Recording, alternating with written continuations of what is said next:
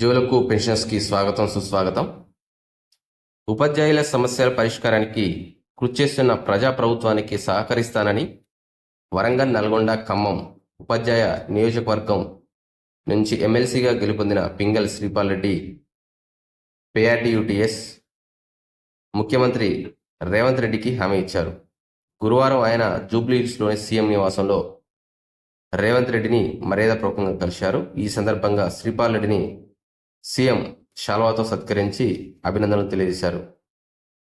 2003 DSC ఉపాధ్యాయులకు కేంద్ర ప్రభుత్వం ఇచ్చిన ఆదేశాల మేరకు పాత పెన్షన్ విధానాన్ని వర్తింపజేయాలని, ఏకీకృత సర్వీస్ రూల్స్ రూపొందించి ఉన్నత స్థాయి పదోన్నతులు ఇవ్వాలని, విద్యార్థులు నష్టపోకుండా విద్యాశాఖలో ఖాళీలు ఏర్పడగానే పదోన్నతులు ఇచ్చేందుకు జీవో 67ను పునరుద్ధరించాలని శ్రీపాల్ రెడ్డి కోరారు.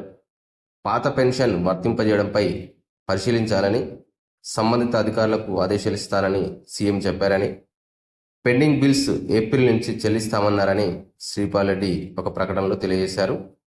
సీఎంని కలిసిన వారిలో మాజీ ఎమ్మెల్సీ బి మోహన్ రెడ్డి, పేఆర్టీయూటీఎస్ రాష్ట్ర ప్రధాన కార్యదర్శి